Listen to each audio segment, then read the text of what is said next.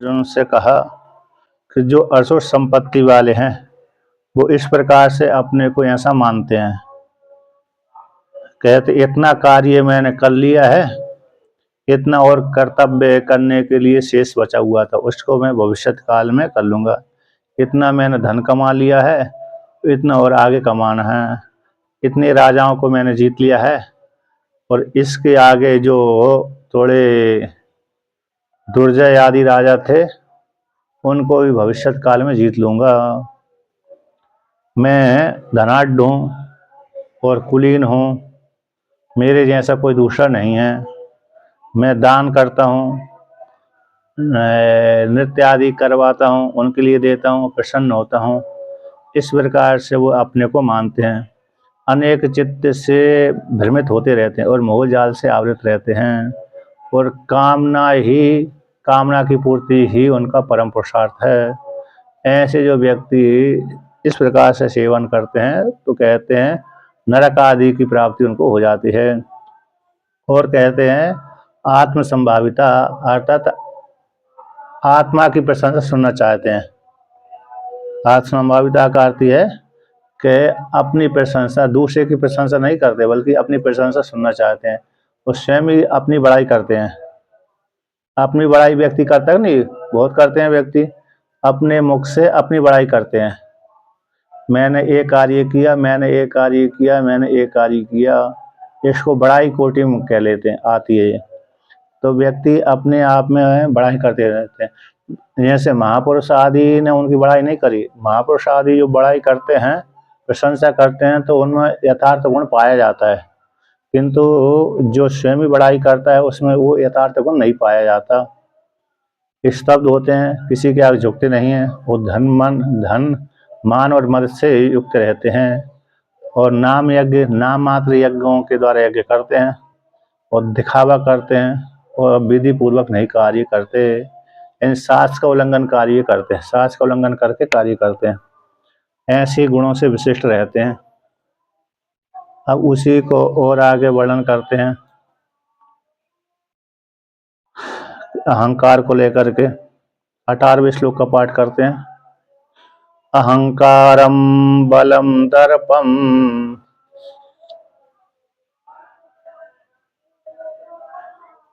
कामम क्रोधम च संश्रितः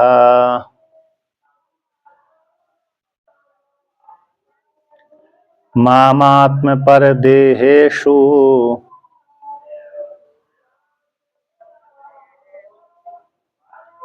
प्रदुष्यन्तोऽभ्यसूयका।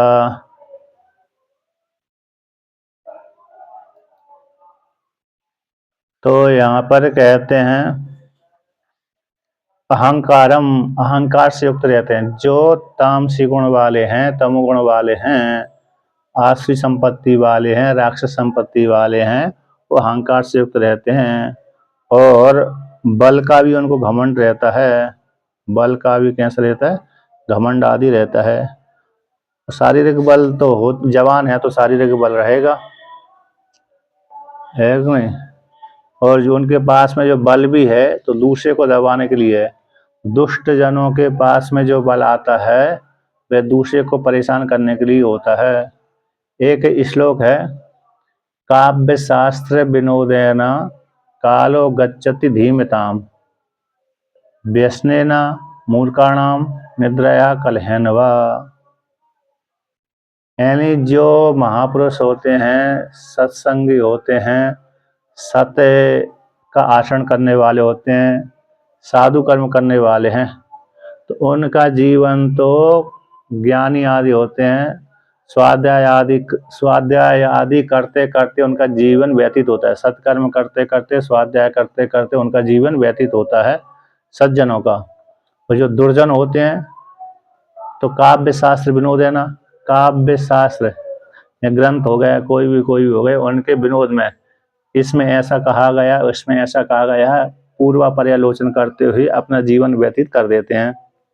धार्मिक अनुष्ठान आदि करते रहते हैं, किंतु जो दूसरे वाले व्यक्ति होते हैं तो उनके वो किस प्रकार से जीवन यापन करते हैं। काव्य शास्त्र विनोद है ना कालो गच्छति धीमता व्यसनेन मूर्खाणाम, जो मूर्ख व्यक्ति होते हैं व्यसन के द्वारा जीवन व्यतीत करते हैं। व्यसन यानी किसी न किसी का उनको व्यसन बना रहता है नशा का।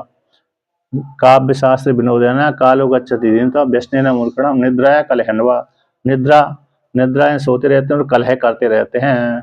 कलह यानी कलह का अर्थ हो गया एक दूसरे की चुगली करना, और ढाई भी बोलते हैं ना कलह को, ढाई हिंदी में देहात लोकल भाषा में ढाई भी बोलते हैं उसको, कलह को। यानी कुड़ते रहते हैं दूसरे को, दूसरे की संपत्ति को देख करके कुड़ते रहते हैं, ये हमसे कैसे आगे निकल गया जबकि हमसे इसको पीछे होने चाहिए था। इस प्रकार से और मनोराज्य करते रहते हैं, निद्रा सोते रहते हैं, आलसी प्रमादी, और दूसरे के पास में दूसरे को परेशान भी करते रहते हैं। तो ऐसे कहते हैं बलम, अहंकार भी रहता है, बलम भी है। बलम यानी दूसरे को परेशान करने वाला जो बल उनके पास में। दर्प इन घमंड ही है। और कामम स्त्री पुरुष संबंधी कामना ही पूर्ति में लगे रहते हैं। क्रोधम चा दूसरे को परेशान करने के लिए एक क्रोध करते रहते हैं। और इसके इन अहंकार बल दर्प काम क्रोध के आश्रय बने रहते हैं। और कहते हैं मम आत्म परदेहेषु, मुझ ईश्वर के शासन को नहीं मानते। माम है ना, मुझ ईश्वर का जो शासन है उसको नहीं मानते। कहते हैं अपने और दूसरे के देह में आत्म परदेशु, अपने शरीर के भीतर में विराजमान, सभी प्राणियों के शरीर के भीतर में विराजमान हूँ, तो मेरे शासन को मुझको स्वीकार नहीं करते। परदेशु दूसरे के शरीर में विराजमान हूँ, तो उसके भीतर भी मैं विराजमान हूँ, तो दूसरे के, तो ऐसे सज्जनों के मेरे से द्वेष करते हैं। मेरे भजन का सेवन करने वाले, मेरा सेवन करने वाले हैं, वो उससे भी क्या करते हैं, द्वेष करते हैं। दूसरे के शरीर में, स्वदेह में अथवा परदेह में, जो मैं सभी का साक्षीभूत हूँ, यानी मां मुझको, स्वात्मदेह, आत्माकार हो गया अपना देह, आत्मदेहेषु यानी अपने शरीर के भीतर। यानी जो व्यक्ति है, जो कर्ता भोक्ता है, उसके शरीर के भीतर भी परमात्मा है, और जो परदेहेषु यानी दूसरे के शरीर में भी परमात्मा विराजमान है। ऐसा जो परमात्मा विराजमान है, कहते हैं तो वो ऐसा जो परमात्मा उनसे द्वेष करते रहते हैं, यानी परमात्मा के शासन को नहीं मानते।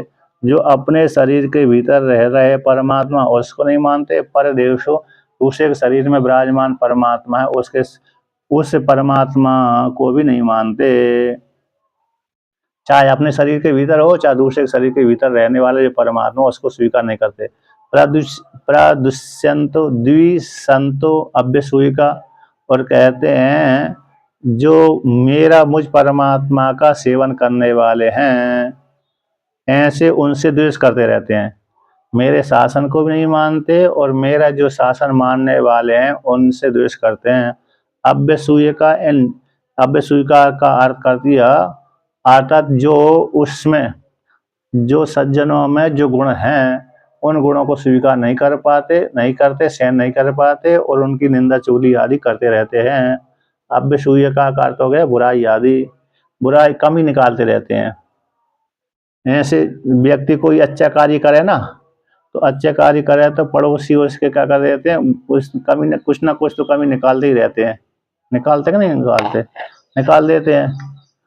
तो उसके अच्छे कर्म को नहीं देखते, खराब कर्म को, उसका किस प्रकार से, अरे अच्छा कर्म कर रहा है इसको तो स्वीकार नहीं करते, बल्कि ये तुमने अच्छा नहीं किया, ये नहीं किया, ऐसा करना चाहिए थी, इस प्रकार से कमी निकाल लेते हैं। तो यहाँ पर भी कहते हैं प्रदुष्यंतो, तो मेरे भक्तों से द्वेष करते हैं, और उनके जो गुण हैं भक्तों में, जो मुझ आत्म संबंधी गुण हैं, उनसे उन गुणों को सहन नहीं कर पाते, उनकी निंदा चुगली आदि करते रहते हैं।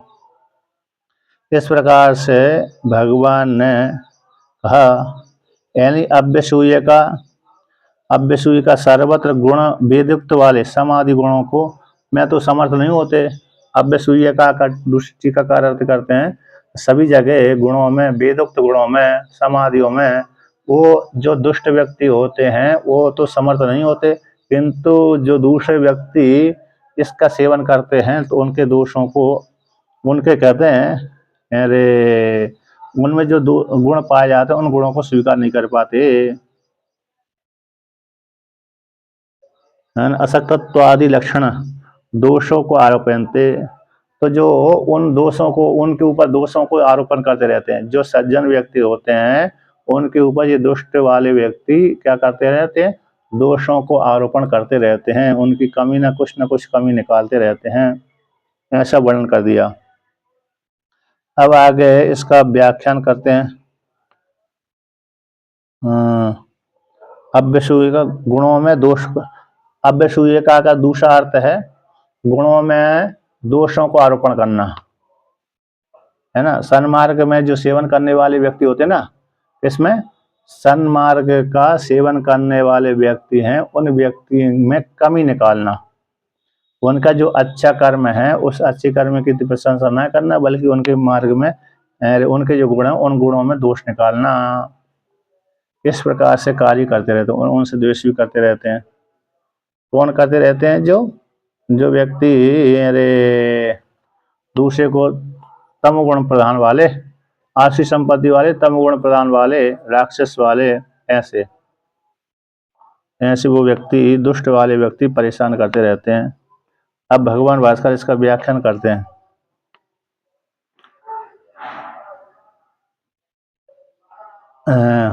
अहंकारम अहंकरणम अहंकारो विद्यमानैर अविद्यमानैश्च विद्ये गुणैर आत्मनि अध्यारोपितैर विशिष्टम आत्मानम अहम इति मन्यते सो अहंकारो अविद्याख्या कष्टतमः सर्वदोषाणां मूलम सर्व अनर्थ प्रवृत्तिनां च तथा बलम पर अभिभव निमित्तम काम रागान्वितम दर्पम। दर्पो नाम यस्य उद्भवे धर्मम अतिक्रामति सो अयम अंतःकरण आश्रयो दोष विशेषः। तो यहाँ पर कहते हैं अहंकार का लक्षण यहाँ पर आता है, अहंकार यानी अहंकरणम, मैं करने वाला हूँ, मैं भोगने वाला हूँ, ये जो कार्य किया है मैंने किया है ना। जैसे कोई व्यक्ति किसी घर में ही है, झाड़ू लगाया, किसने झाड़ू लगाया, तो व्यक्ति बोल देता मैंने झाड़ू लगाया है, तो वहाँ पर अपने को कर्ता मान लेता है व्यक्ति। तो मेरा ड्यूटी थी, इसको नहीं बोलता कि मेरा कर्तव्य था, ड्यूटी थी, बल्कि एक कार्य मैंने किया है, उसको बोलते हैं अहंकार। तो अहंकारम का तो अहंकरणम यानी अहंकारो के विद्यमान गुण अथवा अविद्यमानों के द्वारा, गुण हो भी सकते हैं, नहीं भी हो सकते हैं, विद्यमान गुणों के द्वारा अथवा अविद्यमान गुणों के द्वारा आत्मा में अध्यारोपित कर लिए, ऐसे उनसे विशिष्ट आत्मा को मानता है। इति ऐसा जो मानने वाला है उसको बोलते हैं अहंकार। हम इति ऐसा मानता है, ये कार्य मैंने किया है, ये गुण मेरे में पाए जाते हैं, इस प्रकार से मैं ऐसे ऐसे कार्य करने वाला हूँ। भले वो उसमें पाए जाते हों चाहे न पाए जाते हों, किंतु उन गुणों से विशिष्ट अपने को मान लेता है, आरोपित कर लेता है, तो उसको बोलते हैं अहंकार। एक दृष्टांत है सामान्य, एक व्यक्ति उत्तर भारत से पूर्व की ओर जा रहा था, बंगाल आदि जा रहा, बंगाल पूर्व में ही है ना, अच्छा पूर्व की ओर जा रहा था उत्तर से। अब ट्रेन में जा रहा था, अब किसी व्यक्ति, कोई वो बैठा हुआ था अपनी सीट पे, कोई व्यक्ति आया होगा, उसके पड़ोसी पास वाली सीट में एक पेटी क्या कर दिया, रख गया। अब उसने देखा कि पेटी बहुत बड़ी थी, तो बहुत 1 घंटा 10-15 घंटा हो गए, वो जो रखने वाला तो चला गया। इसके पश्चात ट्रेन जहाँ रुकनी थी वहीं पर वो उतरना था, इसके आगे ट्रेन जाने वाली नहीं थी, खाली हो गई थी। अब वहाँ पर आया, उसने उस पेटी को देखा और अपना ले चलने लगा, आगे अपने कब्जे में कर लिया। तो किसी ने, चेकिंग वाले ने पूछा इसमें क्या है, ये किसकी पेटी है, कि मेरी पेटी है, थी दूसरे की, और दूसरे वाले व्यक्ति ने क्या कर लिया, आरोप कर लिया कि ये पेटी मेरी है। तो दूसरी जो चेक इन करने वाले थे उन्होंने कहा इसमें क्या माल है, बताओ खोलो। उसने इधर उधर चाबी देखी किंतु चाबी मिली नहीं। जब इसके पश्चात फिर ताला तोड़ा गया तो देखा कि उसके भीतर तो लाश थी। क्या थी? लाश, मतलब मरा हुआ शव था। अब मरा हुआ शव था तो उसको देख करके डर लग गया। उसने कहा तुमने ये कहाँ मार करके किसको लेके जा रहे थे? फंस गया वो। म- मार करके तो दूसरा व्यक्ति रख गया था ट्रेन में। अब इसने देखा कि लोभ के चक्कर में, दूसरे की संपत्ति थी, लोभ के चक्कर में अपना मान लिया, अहंकार कर लिया, तो अहंकार करने से ही फंस गया, तो जेल में जाना पड़ी उसको। एक घटना है, हकीकत की घटना थी, झूठी नहीं, ऐसी घटना थी एक में है। हाँ, तो ये झूठा आरोप कर लेते थे, ऐसा हो जाता है। तो उसी प्रकार से हम मान्यते, मैं मान लेता हूँ, हम मान्यते, तो जो गुण उसमें विद्यमान हो आत्मा न हो, आत्मा में आरोप कर लिए। विशिष्ट आत्मा न मान्यते हमिति मंत्री, मैं विशिष्ट आत्मा वाला हूँ, विशिष्ट गुण वाला हूँ, मैं आत्मा विशिष्टम आत्मा न, अपनी आत्मा को विशिष्ट गुण से संपन्न मानता है। तो ऐसे जो मानने वाले को बोलते हैं अहंकार, ऐसे जो हम मान लेते हैं उसी को अहंकार बोलते हैं।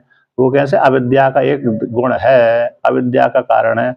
अपने आत्मा में अहंकार करना अविद्या धर्म है, अविद्या का गुण है, अज्ञानता ही है, कष्टतम है। वो कैसे कष्टतम है? ऐसे अहंकार कर लिया, कष्टतम है। क्योंकि सर्व दोषाणाम मूला, ये अहंकार करना ही संपूर्ण दोषों का मूल है, जड़ है। अहंकार करना ही सारे दोषों का कारण है, मूल है, और सारी अनर्थ की प्रवृत्ति में हेतु बनता है ये अहंकार। योग वासिष्ठ में जब आप पढ़ेंगे सुनेंगे, उसका पर्यालोचन करेंगे। पर्यालोचन पूर्व पर में देखें इसका सार क्या है। पर्यालोचन करना मतलब पूर्व पर देखना, सार देखना, इसका सार क्या है, सिद्धांत क्या है। तो उसमें उसमें ये वर्णन किया है कि पर एक तो पुरुषार्थ की सिद्धि, पुरुषार्थ करना और अहंकार का त्याग करना। पुरुषार्थ करते रहना और अहंकार का त्याग करना, सर्व त्याग। वहां पर सर्व त्याग शब्द बहुत बार आता है योग वासिष्ठ में। तो सर्व त्याग करो, सर्व त्याग करो, सर्व त्याग करो, कहीं जितने भी उपदेश आते हैं प्राय करके सर्व त्याग में ही आते हैं। कच्छ का प्रसंग पढ़िए, राजा सिकुध्वज का प्रसंग, चूड़ाला सिकुध्वज का प्रसंग पढ़िए, और सरस्वती आदि का, उद्दालक आदि का, अन्य अन्य ऋषियों का। तो वहां पर कहते हैं सर्व त्याग करो, सर्व त्याग करो, सर्व त्याग करो।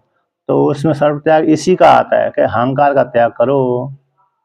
जिसने अहंकार का त्याग कर लिया उसने सबका त्याग कर लिया, चाहे 1 रुपये दान करे अथवा न करे, 1 रुपये का त्याग करे अथवा न करे, लेकिन अहंकार का जिसने त्याग कर लिया उसने सारे संपत्ति का त्याग कर दिया। इसलिए वहां पर योग वासिष्ठ में ये आता है, कभी कभी कभी पढ़ सकते हैं उसको, है ना, अच्छा बहुत प्रसंग है, अद्वैत परक है वो। तो सारे अनर्थों का हेतु कौन है? सारे अनर्थ की प्रवृत्ति का हेतु ये अहंकार है। तो अहंकार का त्याग करना ही मोक्ष की प्राप्ति में हेतु बनता है, मोक्ष हो जाता है। तो इस प्रकार से वर्णन कर दिया। वो कर्तापन का भावना मानना ये अहंकार का त्याग हो गया, इस प्रकार से। अब कहते हैं तथा उसी पर बल, बल कैसा है इसके पास है जो सामान्य व्यक्तियों के पास में, पर अभिभव निमित्तम, दूसरे को परेशान करना, पर अभिभव, अभिभव दबाना, तो दूसरे को दबाने के लिए इसका बल है। और काम राग से अनवित, दर्पण घमंड, है ना, जो दूसरा भी एक काम राग से अनवित है, काम राग से अनवित जो बल है युक्त रहता है। दर्पण कहते, दर्पण घमंड बोलते हैं। दर्प किसको बोलते हैं? दर्प नाम यशोद्भवे धर्म धर्मम अतिक्रमती, यदि घमंड जिसके मन में उत्पन्न हो गया है वो धर्म का अतिक्रमण कर जाता है, धर्म का अतिक्रमण। दर्प नाम जिसके मन में एक अंतःकरण वृत्ति विशेष है, क्या ये सारे धर्म किसके? मन के धर्म है, मन के धर्म है, आत्मा में आरोप हो जाते हैं। तो ऐसे दर्प जिसके मन में उत्पन्न हो गया है वो धर्म का अतिक्रमण कर जाता है।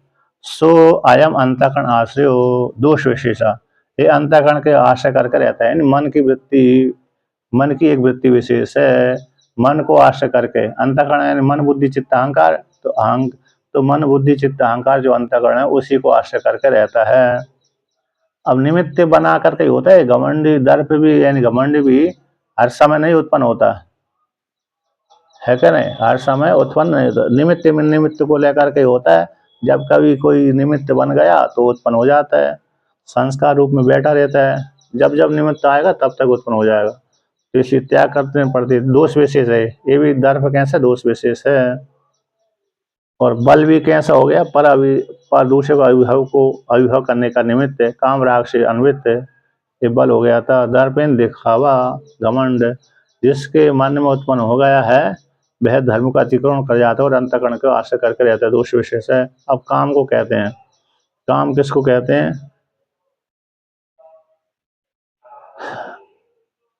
यहाँ पर टीकाकार भी इसको कहते हैं कार्य कारण सामर्थ्यम उक्त विशेषण बलम। कार्य हो गया और उसका कारण की सामर्थ्य को उक्त विशेषण वाला बल है, यानी कार्य करने में और कारण को कार्य कारण के में सामर्थ्य है, जो सामर्थ्य है ना कार्य और कारण की उत्पत्ति में हेतु बनता है, जो सामर्थ्य उसको बल कहते हैं। उक्त विशेषण से बल जानना चाहिए। अहंकार ही महद अवधारणा अवधीर्ण पर्यंतेन परिणतो दर्पस्तम व्याकृति। अहंकार यहाँ पर कहते हैं अहंकारी महद यानी बहुत अवधीर्ण पर्यंतक, जब अहंकारी व्यक्ति को ज्यादा बढ़ जाता है, अहंकार जब ज्यादा बढ़ जाता है, महद अहंकार हो जाता है, इस निश्चय हो जाता है, निश्चय महद अहंकार से निश्चित युक्त होकर के वही तो अवधारणा पर्यंतक रूप से परिणत है कि हाँ मैं ऐसा हूँ, तो इसको जो परिणाम हो गया वही दर्प कहलाता है।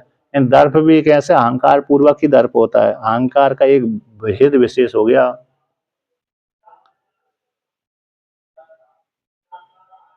अन्यांश दोषान माश्रय आदि। अच्छा आगे कहते हैं कि काम किसको कहते हैं, स्त्री आदि विषयम, ये काम न हो गई, काम को स्त्री आदि विषय, स्त्री हो गए, पुरुष हो गया, अन्य अन्य हो गए, 5 ज्ञानेंद्रिय और 5 कर्मेंद्रियों के विषय, तो ये इनकी प्राप्ति, इन विषयों को प्राप्ति करने की इच्छा काम कहलाती है।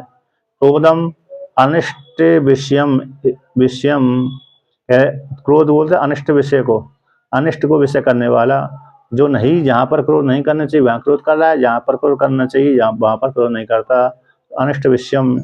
एतान अन्यांश महतो दोषान आश्रिता, ये जो महान दोष हैं, अन्य भी दोष हैं, इन दोषों को और अन्य दोषों को, जो महान दोष हैं इन दोषों को आश्रय करके रहता है। अर्थात जो तमगुण वाले हैं उनके मन में ऐसे दोष पाए जाते हैं। किंचा और भी कहते हैं, किंचा और भी कहते हैं, यहाँ पर कहते हैं न केवलम उक्तम विशेषण किंतु कष्टतम विशेषणांतर, कहते और भी कहते हैं इतने ही अखिल दोष नहीं, और भी भयंकर उनमें दोष पाए जाते हैं। तो कौन से दोष हैं, किंचा ते माम ईश्वरम आत्म परदेहेषु स्वदेहे परदेहेषु च तद बुद्धि कर्म साक्षीभूतम माम प्रादिश्यन्तो मत शासन अतिवर्तितव्यम प्रद्वेषस्तम कुर्वन्तो सूयकः सन्मार्गस्थानां गुणेषु असहमानः। कहते हैं किंच और भी ते, जो ऐसे कर्म करने वाले जो व्यक्ति होते हैं, ऐसे गुणों से युक्त जो व्यक्ति होते हैं, तामसी गुण वाले, मुझ माम ईश्वर को, जो मैं कहाँ पर हूँ, आत्म परदेश, यानी स्वदेह में भी मैं स्थित हूँ और परदेह में भी, दूसरे के देह शरीर में भी मैं स्थित हूँ। अर्थात मैं जो ईश्वर हूँ, सर्व तद बुद्धि कर्म साक्षीभूतम, हर प्राणी की बुद्धि और कर्म का मैं साक्षीभूत हूँ। प्रत्येक जीव के बुद्धि रूप गुहा में मैं निवास करता हूँ और प्रत्येक बुद्धि और कर्म का मैं साक्षीभूत हूँ। तद बुद्धि, जिस प्रकार ज्ञान है, बुद्धि ज्ञान और कर्म है, उसका मैं साक्षीभूत हूँ। ऐसे में जो सभी का मैं साक्षीभूत परमात्मा हूँ, उस परमात्मा को, मुझ वासुदेव को प्रादुष्यंत, यानी मेरे शासन का अतिक्रमण कर जाते हैं, मेरे शासन को नहीं मानते, तो मेरे शासन का अतिक्रमण करके सेवन करते हैं। प्राद्वेषस, दूसरा द्वेषस यानी द्वेष भी करते हैं। तो तम तम ऐसे द्वेष करने वाले उनको, है ना, ऐसा द्वेष तम द्वेष कुर्वन्तो, तो मुझ वासुदेव से भी द्वेष करते हैं। अर्थात अभ्यसूय का आता मेरे शासन को नहीं मानते, मेरे से द्वेष भी करते हैं। जैसे है ना, कौन, जैसे हिरण्यकश्यप हिरण्याक्षादि, हिरण्यकश्यप हिरण्याक्षादि कैसे हैं, ये भी इसी प्रकार से द्वेष भगवान विष्णु से द्वेष करते थे, देवता आदि से द्वेष करते थे। उसी प्रकार से परंपरा आदि है, मलेच्छ आदि भी कैसे भगवान आदि से द्वेष करते हैं। ईसाई और मुसलमान आदि है इत्यादि सारे उसी कोटि में जाते हैं। तो यहाँ पर कहते हैं मत शासन अति, मेरे शासन का अतिक्रमण करके कर जाते हैं, अतिक्रमण करके सेवन करते हैं, और द्वेषस पराद्वेषस से द्वेष करते हैं। ऐसे द्वेष करने वाले उनको तम कुर्वन्तो, द्वेष करने वाले उनको कहते हैं, द्वेष करते रहते। अभ्यसूय का यानी सन्मार्ग स्थानाम गुणेशु असमाना, जो सन्मार्ग में स्थित है ना, जो सज्जन लोग होते हैं सन्मार्ग में स्थित रहते हैं, उनके गुणों को सहन नहीं कर पाते, गुणों को सहन नहीं कर पाते। आता जो मेरे मार्ग का सेवन करने वाले में जो सात्विक गुण पाए जाते हैं, उन सात्विक गुणों को ये सहन नहीं कर पाते। एक जगह श्लोक आता है कि श्रुति स्मृति ममई भाग्ये या उल्लंघ्य प्रवर्तते, आज्ञा भंगी मम द्वेषी नरके पतति ध्रुवम। कहते श्रुति है स्मृति है मेरी आज्ञा कहलाती हैं। जो इस प्रकार से मेरी जो उसे श्रुति स्मृति की आज्ञा का सेवन नहीं करता, उल्लंघन करके रहता है, तो मेरी आज्ञा का भंगी कहलाता है। आज्ञा को भंग करने वाला तो मेरे से द्वेष करते हैं, मुझ और मेरे से द्वेष भी करते हैं। तो ऐसे व्यक्ति क्या होते हैं, फिर नरक में जाते हैं निश्चित रूप से। श्रुति और स्मृति, भगवान कहते हैं श्रुति स्मृति ममा एव आगे, ये श्रुति और स्मृति, श्रुति यानी वेद, स्मृति यानी स्मृति ग्रंथ, उसमें पुराण भी आ जाते हैं। तो श्रुति हो गई स्मृति हो गई मेरी ही दोनों आज्ञा कहलाती हैं, आज्ञा ही हैं। जो व्यक्ति श्रुति के मार्ग को और स्मृति के मार्ग का उल्लंघन करके सेवन करता है, तो मेरी आज्ञा को भंग करने वाला होता है और मेरे से द्वेष भी करता है। ऐसे व्यक्ति निश्चित रूप से नरक में जाते हैं।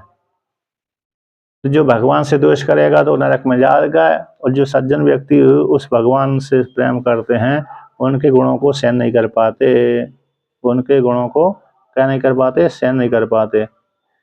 ईश्वर के शासन, यहाँ पर टीकाकार भी कहते हैं, 18वें की अंतिम पंक्ति है, ईश्वर से शासनम, ईश्वर का जो शासन है श्रुति स्मृति रूपम, श्रुति है और स्मृति रूप है।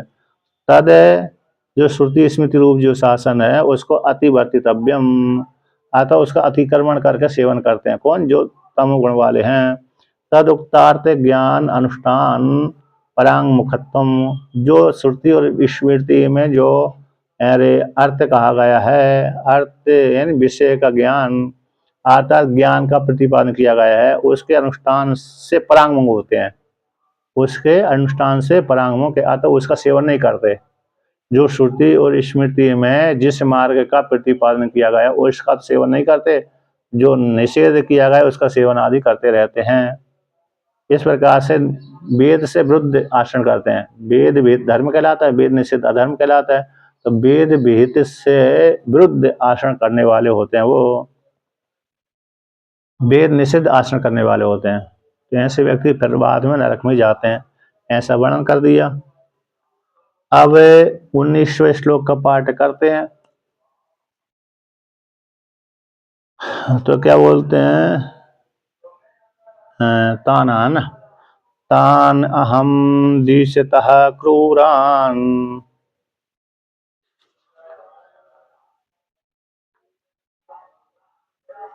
संसारेषु नराधमान्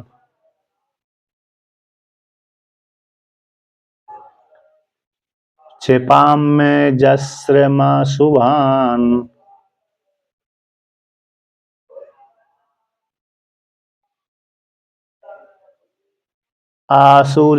आसुरीष्वेव योनिषु।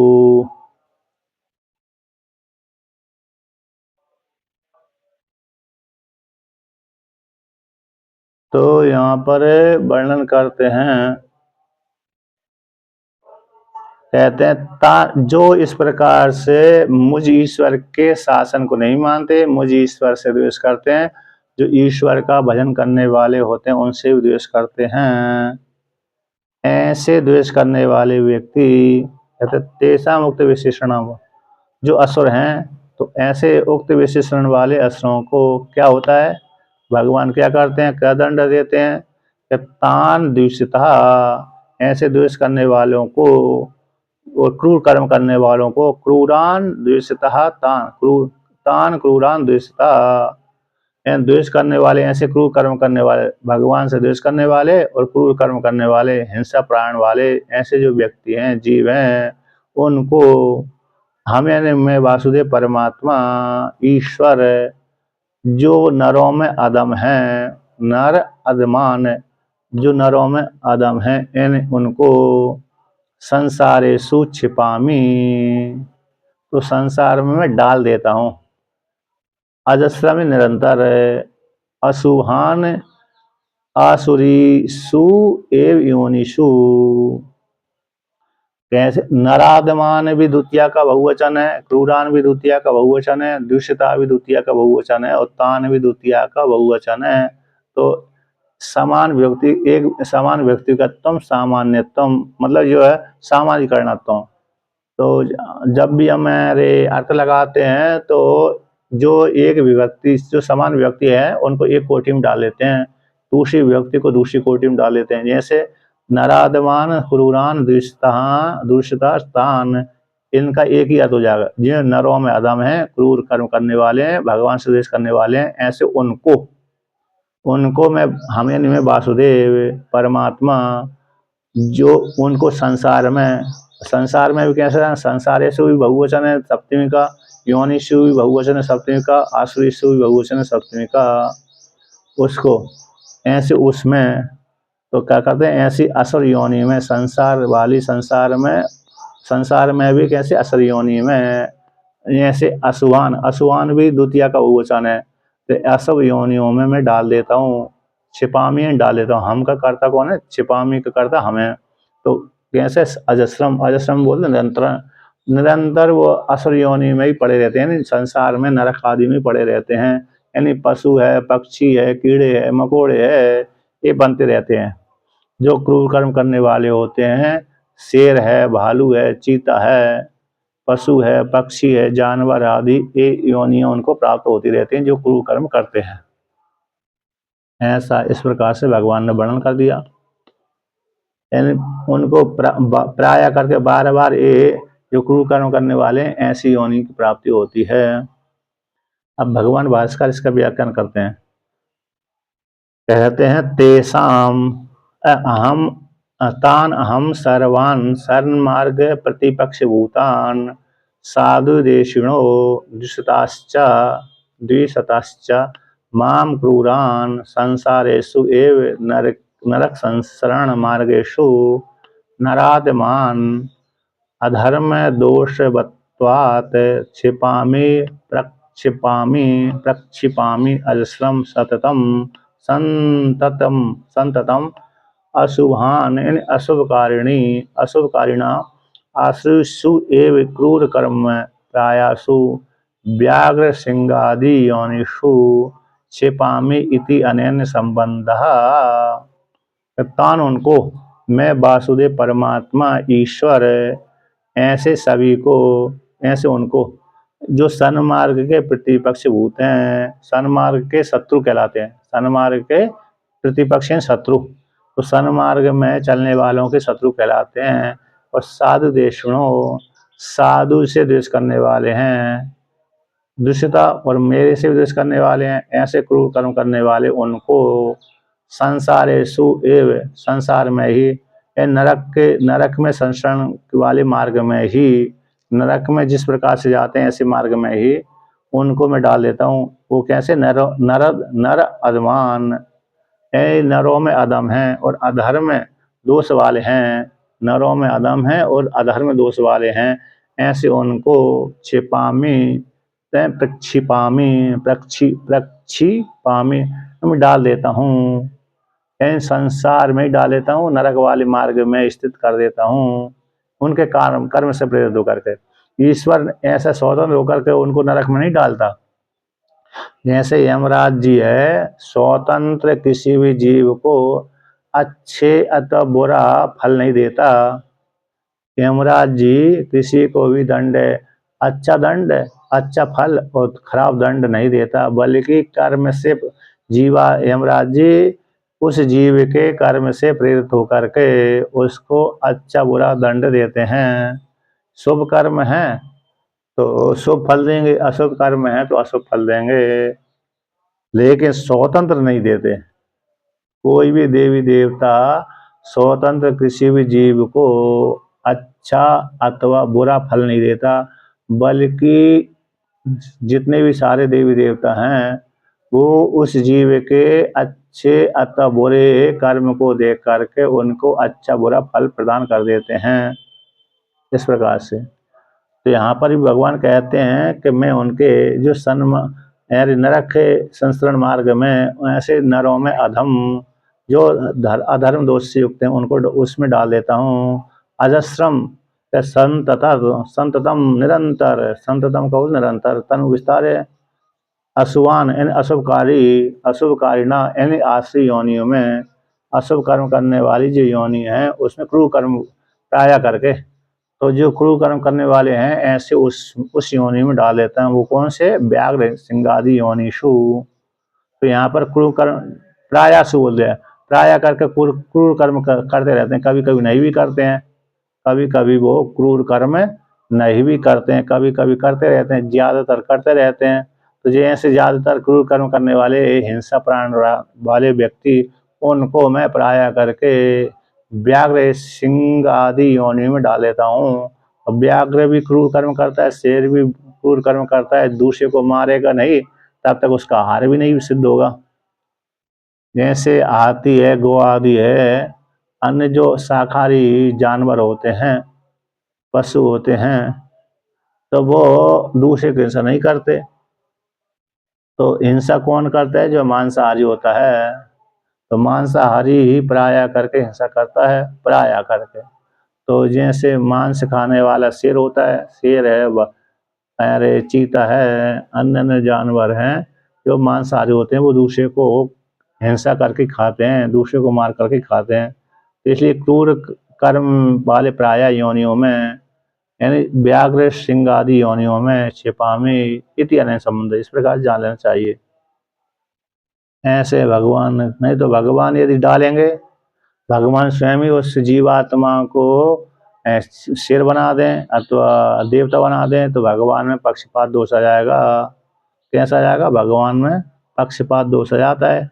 इसलिए भगवान में निर्ग्रहण प्रसंग की प्रकृति हो जाएगी। यदि भगवान इस जीवात्माओं को अच्छी योनि में अथवा खराब योनि में डालेंगे तो निर्ग्रहण यानी पक्षपात दोष की लग प्राप्ति हो जाएगी। तो ब्रह्म सूत्र में इसके ऊपर विचार विशेष आया है कि परमात्मा फल देता है, अपनी तरफ से देता है कि कर्म से प्रेरित होकर के देता है। यदि अपनी तरफ से देगा तो परमात्मा है ना, ईश्वर जो परमात्मा में, तो ईश्वर में दोष आ जाएगा, पक्षपात दोष आ जाएगा। किसी को अच्छा फल दे दिया, किसी को खराब फल दे दिया, किसी को गरीब बना दिया, किसी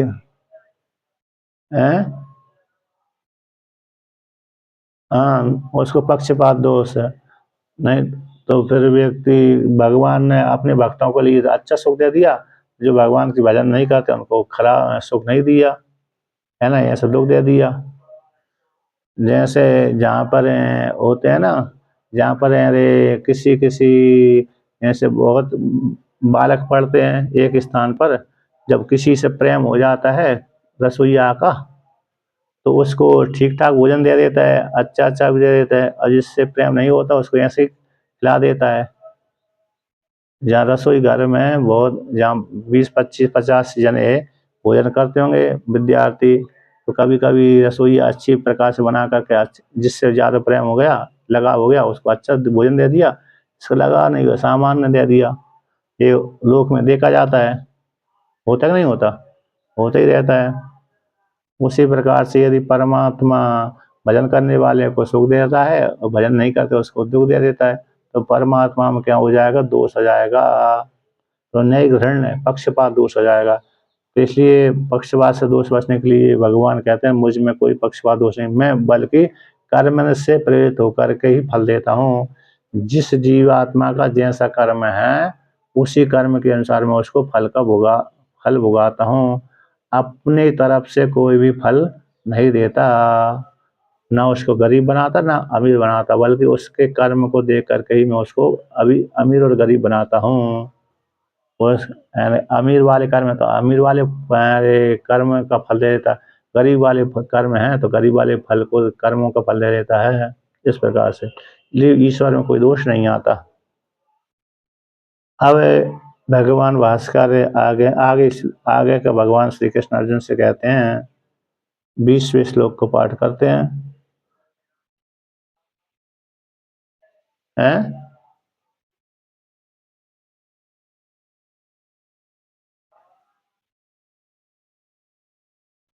संन्यास लिया है तो पुरुषार्थ हो जाता है, क्योंकि एक शास्त्र का नियम है। संन्यास त्याग है, एक तो त्याग है ना, ये पुरुषार्थ हो जाता है। उसमें पुरुषार्थ है तो व्यक्ति पुरुषार्थ कर रहा है, निष्काम कर्म कर रहा है, कर्मों का त्याग है। तो सन्यासी ले लिया उसने तो इसमें पुरुषार्थ आ जाता है। अब पुरुषार्थ में उसको कर्तापन नहीं मानना है, पुरुषार्थ तो करना है लेकिन कर्तापन का त्याग करना है यहाँ पर। तो यदि नहीं करेगा तो पुरुषार्थ समाप्त हो जाएगा उसका। जो भी हम त्याग करते हैं आदि करते हैं, हमारे पूर्व के कर्म थे अच्छे थे, उस कर्म से प्रेरित होकर के हम इस वर्तमान काल के शरीर में उस प्रकार कर्म करते रहते हैं। तो नया नया पुरुषार्थ बनता रहता है, नया नया कर्म बनता रहता है। तो ये त्याग करना ये पुरुषार्थ की कोटि में ही आता है। भोग सुख और दुख वो दोनों प्रारब्ध में आते हैं पूर्व के कर्म से। पूर्व के कर्म से हमको सुख और दुख दोनों प्राप्त होंगे, निश्चित रूप से प्राप्त होंगे, क्योंकि हमारा कर्म उस प्रकार का है। लेकिन अब आगे जो हम करेंगे, त्याग करेंगे, ग्रहण करेंगे आदि आदि है, तो उसमें पुरुषार्थ आ जाता है। चाहे वो पुण्य कर्म करने वाला पुरुषार्थ हो जाए, चाहे पाप कर्म करने वाला पुरुषार्थ हो जाए। ठीक है ना। संन्यास आदि लेना व्यक्ति बहुत से नहीं लेते, बहुत से व्यक्ति संन्यास लेते नहीं लेते, बहुत से व्यक्ति संन्यास ले लेते हैं, बहुत से व्यक्ति त्याग करते हैं, बहुत से व्यक्ति त्याग नहीं भी कर पाते। तो पुरुषार्थ में ही आता है फिर वो। जी। अब देखिए 20वां श्लोक का पाठ करते हैं कि भगवान ने कह दिया कि मैं जैसे क्रूर कर्म करने वाले हैं उनको असुर योनि में डाल देता हूँ। अतः पशु पक्षी खराब कर्म करने वाले प्राय करके पहले नरक में जाते हैं, फिर नरक में जा करके फिर पशु पक्षी आदि बनते हैं। ये प्रक्रिया फिर पुराण के अनुसार आएगी। कैसी आ जाएगी प्रक्रिया? पुराण के अनुसार। पुराणों में यहाँ पर स्मृति ग्रंथ में और श्रुति में संक्षेप मात्र से वर्णन करते हैं, संक्षेप से। वो पुराणों में विस्तार पूर्वक वर्णन करते हैं, क्योंकि पुराणों में फिर भाष्य व्याख्या ज़्यादा लंबी नहीं होती। जी स्मृति ग्रंथों में और उपनिषद आदि में व्याख्या लंबी हो जाती है। अब उसी को कहते हैं 20वें श्लोक का पाठ करते हैं। आसुरीं योनिमापन्ना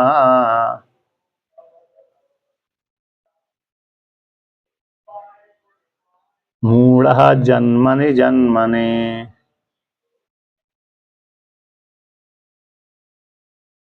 मां प्राप्यैव कौन्तेय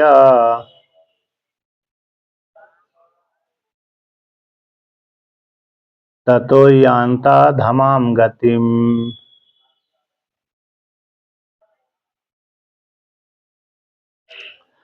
तो यहाँ पर वर्णन करते हैं कि आश्रम योनि में आपन्ना, जो क्रूर कर्म करने वाले हैं आश्रय योनियों को प्राप्त होते रहते हैं। ऐसे मूढ़ मूढ़ अज्ञानी व्यक्ति, मोह से युक्त वाले को मूढ़ कहते हैं। मोह से युक्त होकर के जो खराब कर्म करते रहते हैं वो आश्रय योनि को प्राप्त करते हैं। जन्मनि जन्मनि प्रति जन्म, जन्मनि जन्म यहाँ पर बीप्सार्थ में होता है, यानी बहुत वस्तु को बताना है तो बीप्सा अर्थ में एक शब्द ले लिया, दूसरा शब्द ले लिया, दो शब्द वर्णन कर दिया तो बीप्सा हो जाता है। तो दो का तो बहुत है, तो बीप्सा के लिए बहुत बहुत बताने के लिए बीप्सा का प्रयोग कर देते हैं। तो जन्मनि एक प्रयोग में काम चल रहा तो दूसरी जन्मनि कह दिया तो बहुत हो गए। तो प्राय करके उनको असर योनि की प्राप्ति होती रहती है। यानी क्रूर कर्म है तो पशु पक्षी आदि योनि उनकी प्राप्ति होती रहती है, जो खराब कर्म जिन्होंने कर दिया।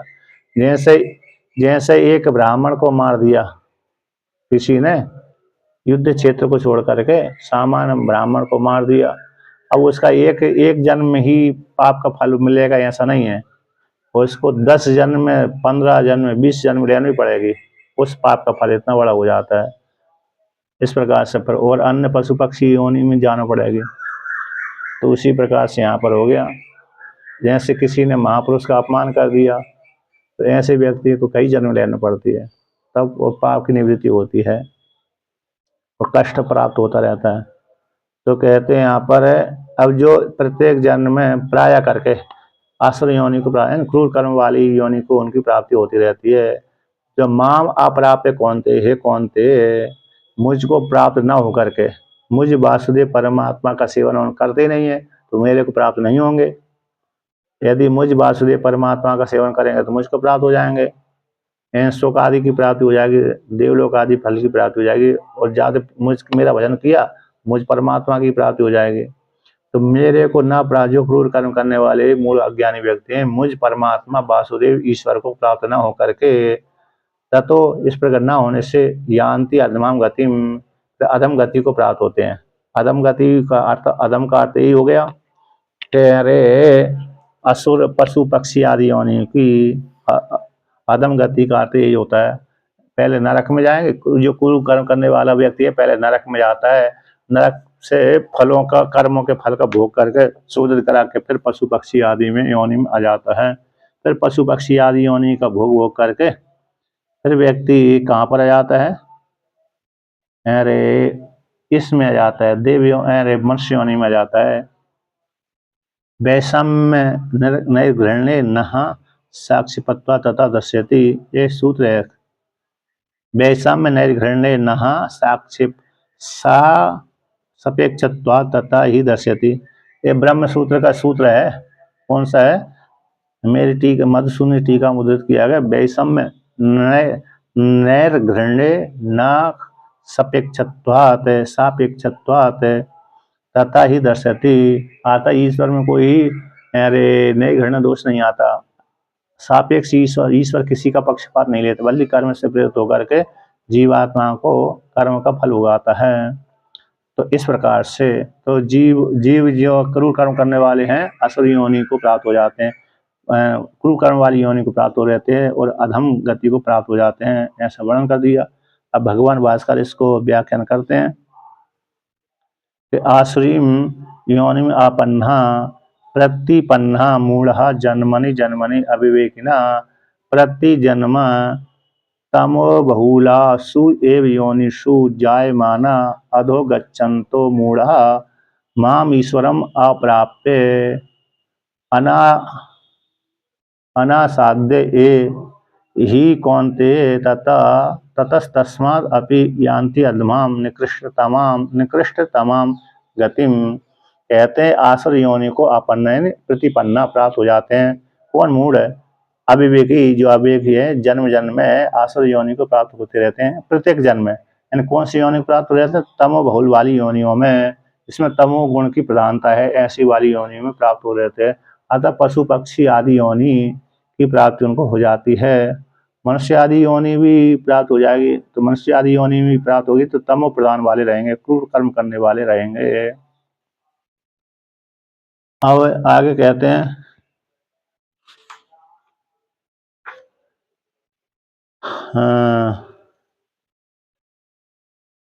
एक जगह कहाँ पर एक श्लोक आया था, जो व्यक्ति है ना कहाँ से किस योनि कहाँ से आया है, आगे वर्णन करें। तो ऐसे प्रत्येक जन्म है ना योनि अजायमान अधो गच्छन्ति, तमो बहुल वाली योनि में उत्पन्न होते रहते हैं। योनिषु अधो गच्छन्तो मूढ़ा, अधो अधो नीचे की योनि में चले जाते हैं, यानी पशु पक्षी योनि में चले जाते हैं।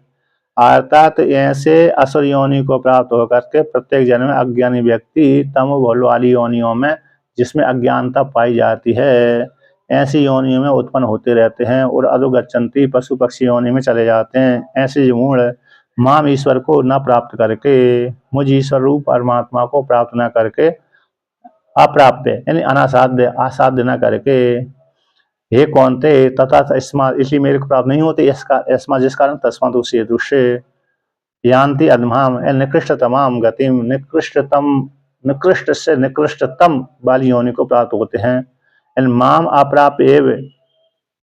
प्राप्य एव इति न मत प्राप्तो काचिद अपि आशंका हस ततो अस्ति अतो मत्शिष्ट साधु मार्ग प्राप्तिम अप्राप्य इति अर्थः, के माम न प्राप्त करके ही, मां मुझ परमात्मा को अप्राप्त करके ही, आता प्राप्त नहीं होते इति, कहते न मत प्राप्ति में काचिद आशंका, मेरी प्राप्ति उनको आशंका होगी कि मेरी प्राप्ति हो जाए, ऐसी आशंका होती ही नहीं है।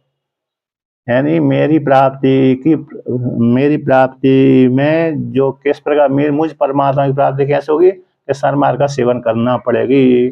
जो सन्मार्ग का सेवन करता है तो वह व्यक्ति मुझ परमात्मा को प्राप्त कर लेता है, किंतु ऐसे क्रूर कर्म करने वाले सन्मार्ग का सेवन करते ही नहीं है, इसलिए मेरी प्राप्ति में उनको शंका होती नहीं है, किसी को मेरी प्राप्ति होगी नहीं। तो इसी दृश्य मत्शिष्ट साधु मार्ग प्राप्ति, तो मेरे मत्शिष्ट यानी मेरे कहते मत श्रेष्ठ साधु, मेरे द्वारा प्रशस्त शिष्ट यानी शासन किया गया ऐसे साधु मार्ग है, वो साधु मार्ग की प्राप्ति को न सेवन करके जो मेरे द्वारा कहा गया है, श्रुति स्मृति में जो दिखलाया गया मार्ग है, श्रुति में दिखलाया गया मार्ग है और स्मृति में दिखलाया गया मार्ग है, उस मार्ग का सेवन न करके, तो सेवन करेंगे नहीं, जब सेवन नहीं करेंगे तो फिर कैसे मुझ परमात्मा को प्राप्त होंगे, है क्या नहीं। अर्थात मुझको प्राप्त होने के लिए बस मेरे इस श्रुति के अनुसार और स्मृति के अनुसार उनका सेवन करना पड़ता है, इस प्रकार से। इसलिए उनको यानी सतमार्ग की प्राप्ति मुझ वासुदेव परमात्मा की प्राप्ति कभी नहीं होती, जब तक मेरे मार्ग का सेवन नहीं करेंगे, श्रुति स्मृति के द्वारा विधान किए गए कर्म उपासना आदि का सेवन नहीं करेंगे, तब तक मुझ वासुदेव परमात्मा की प्राप्ति नहीं हो सकती, इस प्रकार से भगवान ने कहा। अब पुनः और आगे कहते हैं, इसमें टीका में क्या 20 है ना,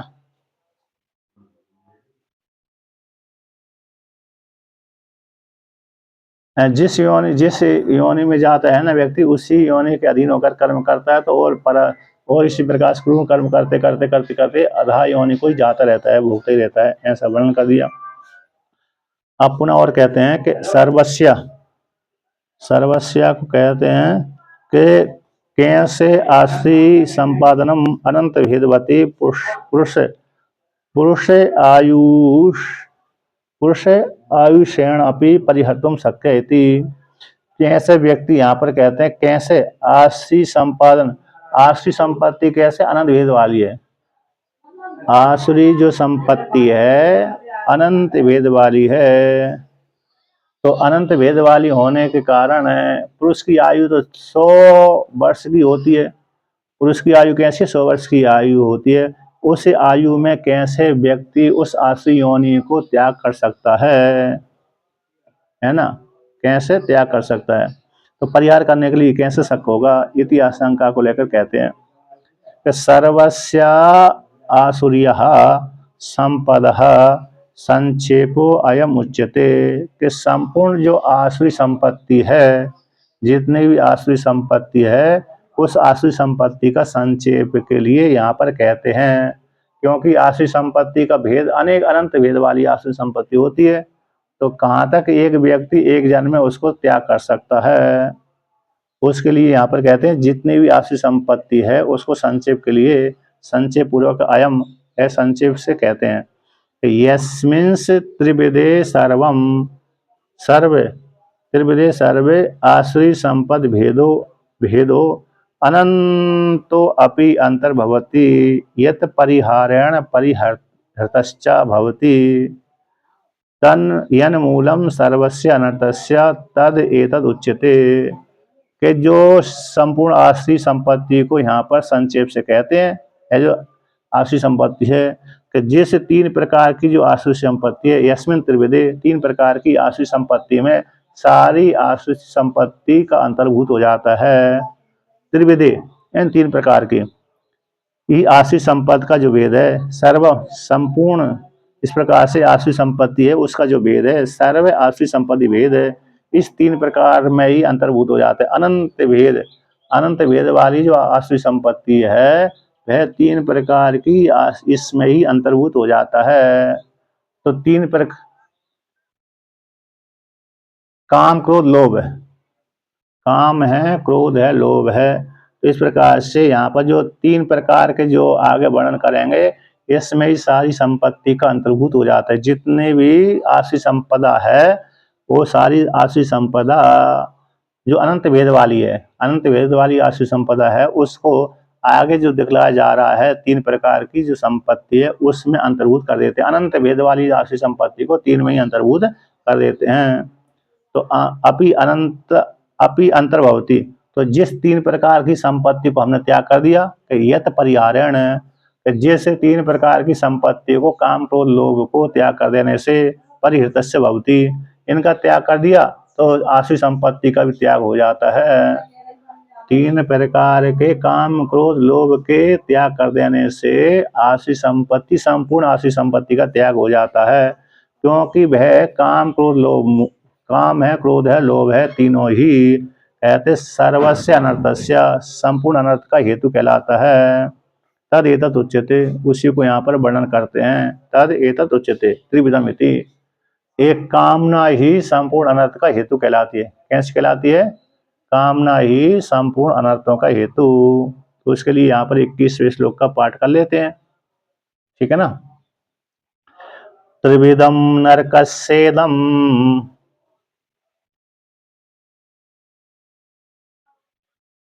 द्वारम नाशेनमात्मनः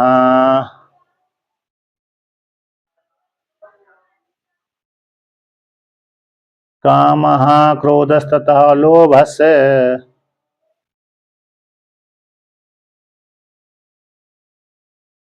तस्माद् एतत् त्रयम् त्यजेत्।